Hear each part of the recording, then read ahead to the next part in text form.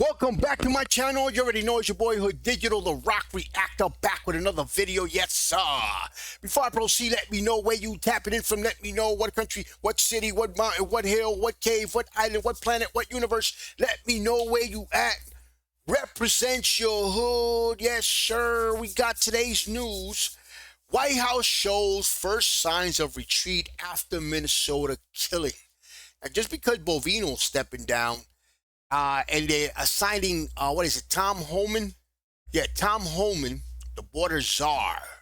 The border czar, tough dude. And I kind of agree with a lot of his views, by the way. Just to let you guys know, a lot of his views.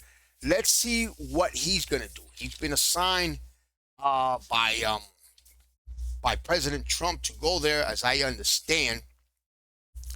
And he's going to be meeting with Frey, the Minneapolis mayor, and let's see what happened, guys. This definitely needs to de-escalate. It's getting too crazy in Minneapolis, and I'm sure that a lot of people are thinking the same thing I'm thinking, is that this is just the beginning.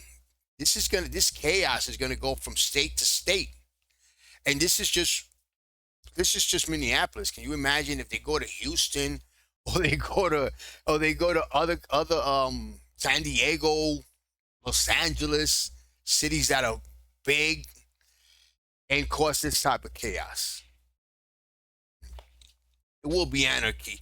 So let's talk about it, guys. And before we do, if you haven't already, make sure you subscribe to my channel, hit the notification bell, hit the like button. Any donations to my channel will be greatly appreciated. My PayPal account is on the screen. Let's go. Is changing who's in charge of the ongoing immigration crackdown. So is this a sign that the president is backing down? Today, Border Patrol Commander-at-Large Greg Bovino, he's seen here in this article. I don't see the president backing down, first of all, guys. We're going to get that out of the way. He's not backing down. He's probably going to turn down the volume because, come on, citizens are dying and you have all these abuse, all this assault, a lot of shit is going on. Archive video throwing a gas canister at protesters last week. He's going to be leaving town. He's expected to take some of the 3,000 federal agents in the city along with him. The White House says border czar Tom Homan will take over the operation. For protesters on the ground, this is supposed to be an illegal immigration operation. And look what this has turned into, guys. This is crazy. Bovino's exit is only a first step. Hey, look, people are just there recording. That's all they're doing. They're recording. Good riddance. Couldn't have came sooner. Since when was it illegal to record it? Since when has protesting been illegal? And, but I mean, that doesn't mean everything stops, right? We can't take back what happened before, but we're still living in trauma from Renee and countless other people, right? But now we have this, that he came to our community and caused all this damage. It doesn't just go away because he leaves, and then who comes next and what happens next? See, this causes a disconnection, guys. Whenever you have a community where there's a disconnection between the authorities and the citizens, there's a disconnection, there's already a lot of animosity. And it's crazy because most Minneapolis citizens do not understand that this is ICE and do not differentiate the difference between ICE and their local police. A lot of people do, but a lot of people don't. So that animosity just grows. Joining me now in the group chat, Alex Thompson, CNN political analyst and national political reporter at Axios, Audrey Fahlberg, National Review politics reporter, and Chuck Rocha, Democratic strategist and former senior advisor to the Bernie Sanders presidential campaigns. Alex, can I start with you? Because we got some signals from the White House. The president said he had a conversation with Governor Walz, I believe, that there's some dialogue there. But what do you think made the administration finally rethink how it was talking about the death of Alex Preddy and the ICE tactics overall? Well, because for the first time in probably at least a decade, the politics of immigration are no longer on Trump's side. He always felt that this was his strongest issue, and every poll showed that was the case.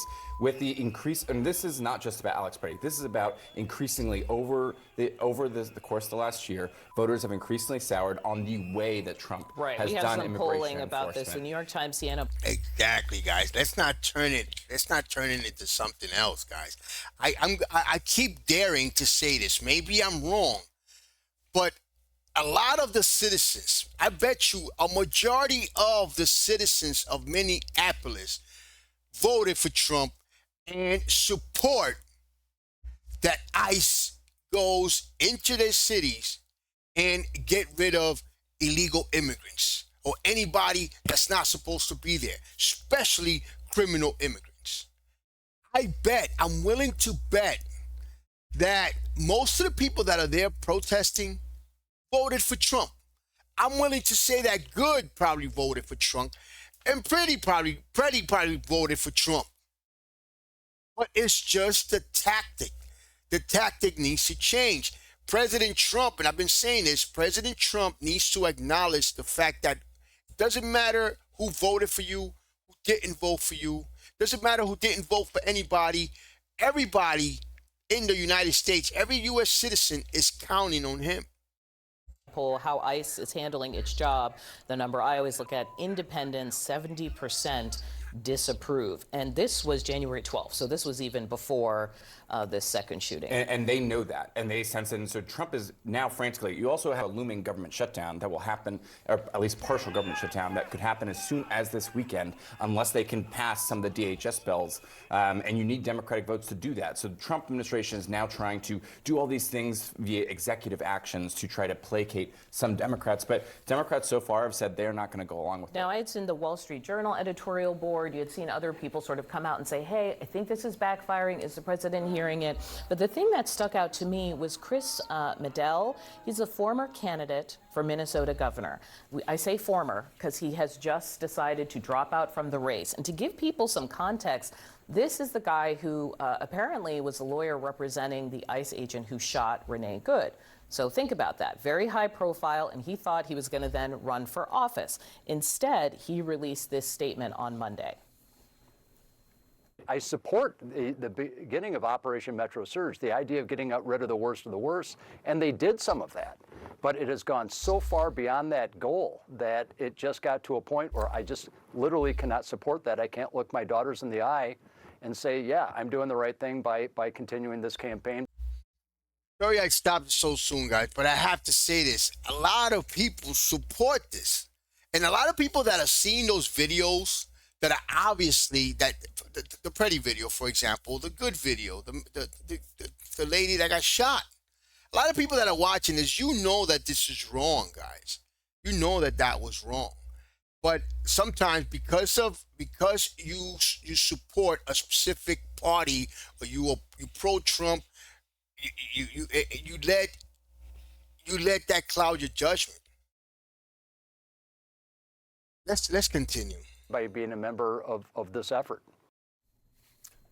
There's political ramifications all across the board here, but there's also real-life ramifications. The reason what you're seeing from the White House is because you can say a lot about Donald Trump, and I disagree with a lot of things with Republicans and what they do, but he is politically astute, and he understands when poll numbers start sinking around an issue that's very direct. And this is, to Alex's point, if you looked at those independent numbers prior to the election, they were upside down when you asked him if they should be deporting criminals or people that were doing bad things. 70% of independents would have been for that. But to Alex's point, it's the way that they've maybe more. I think like 80% would agree to that. Implemented that. We're not talking about the border being closed. We're not talking about actually bad people that's been deported. We're talking about what we're seeing in the street with American citizens dying, and that's his problem. Exactly. Well, I think this is also putting into stark relief are the very real and long existing tensions within the administration about how this deportation strategy is taking place. So we have people like Noam Corey Lewandowski, Stephen Miller, who want deportations up as much as possible for their own sake. Then we have people like Tom Homan, who is seen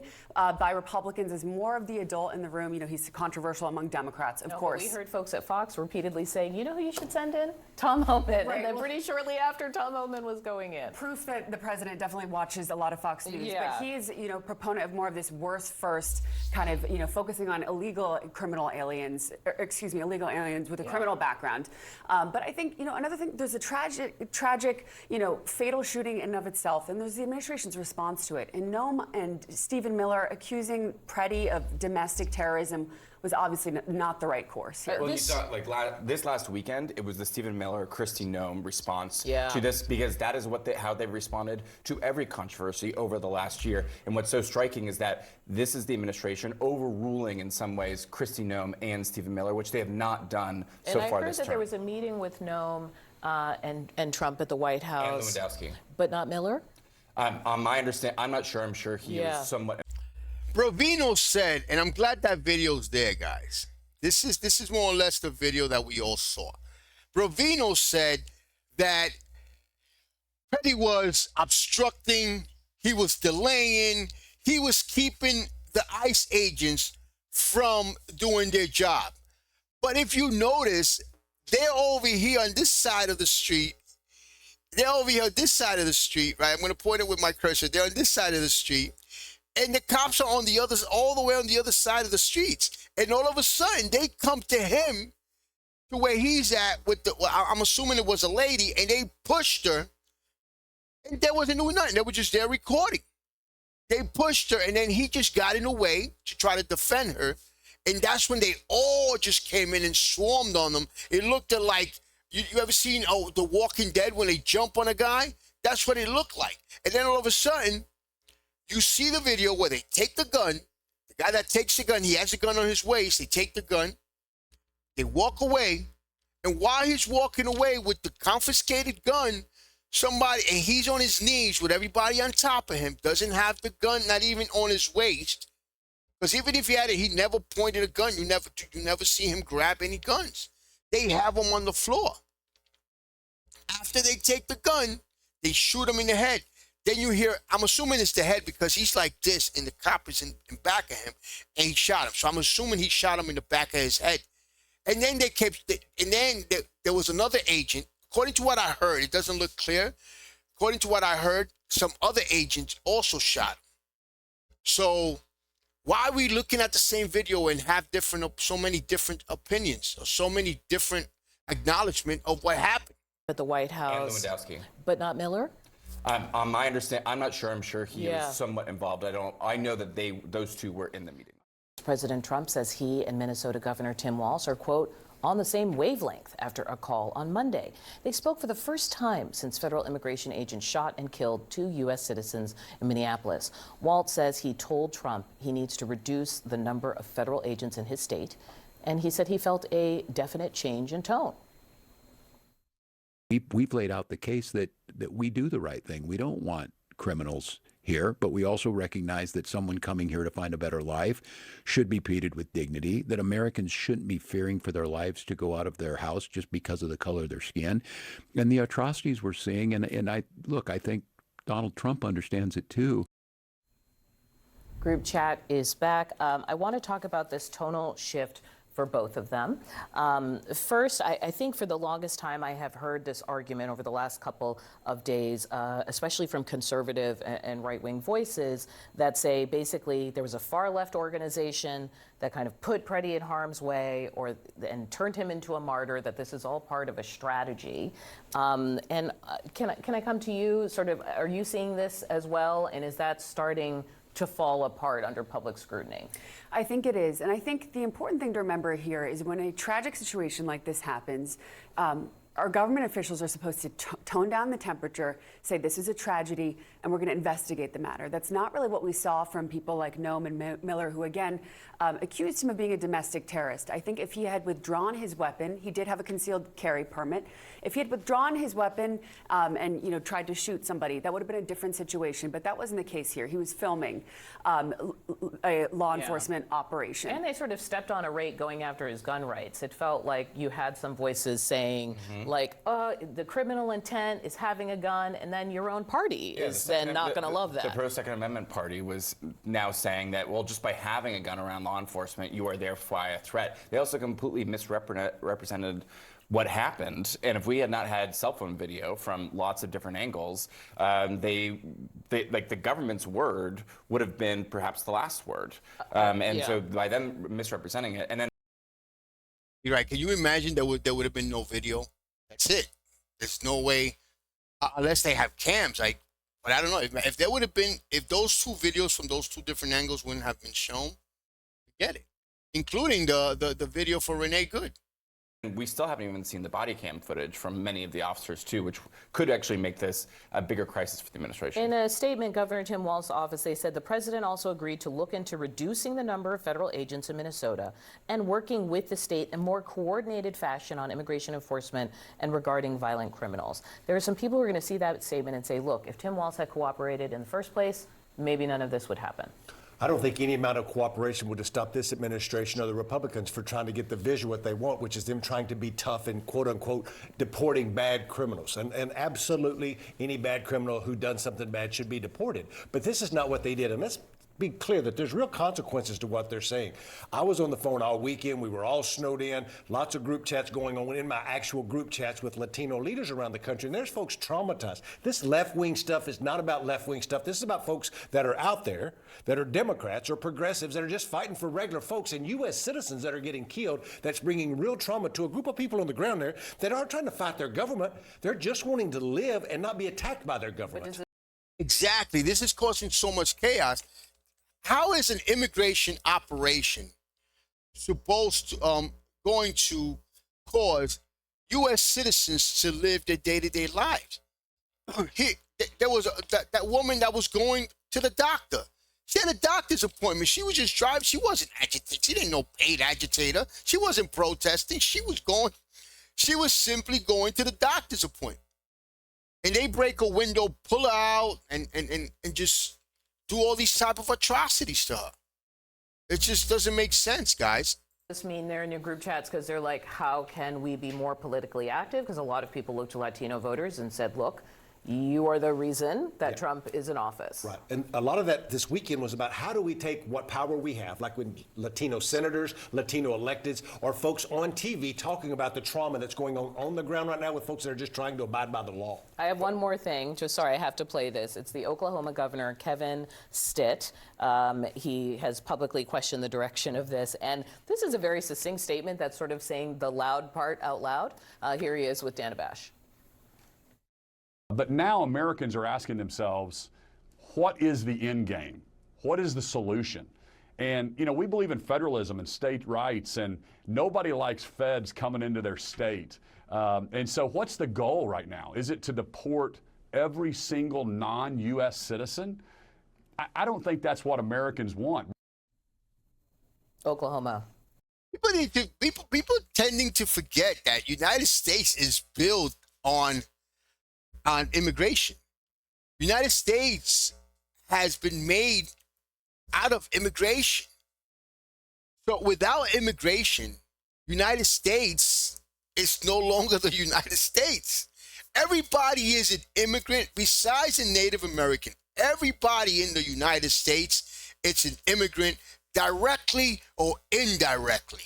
If you was born in the United States, you have a background. It could be you are from Africa. It could be your ancestors are from Africa. Your ancestors are from England. Your ancestors are Italian. But directly or indirectly, everybody is an immigrant. I mean, it is extraordinary what you are seeing in terms of the rhetoric on both sides here. For the first time in many years, Democrats actually want to talk about immigration, and they actually feel that they have the political advantage by talking about it. That has not happened perhaps since 2015, 2016, in a way that most of the party does. And the fact that you have a Republican of Oklahoma saying, actually the policy is not to deport every person that's here illegally. Which is a surprise to me. I mean, but I think that shows because, it should be. And this is what people have always been saying, is that could never be the. It should be. I believe it should be. Everybody that's there illegally, they should deport them.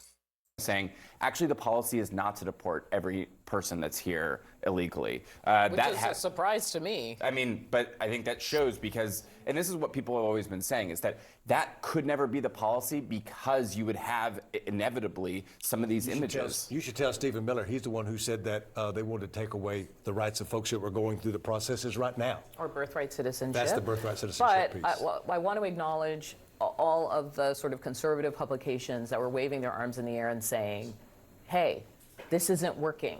Like, you went to make an example of Minnesota, and you ended up making an example of yourself. And losing the... Wow. See, that's deep, man. I got to rewind that a little bit.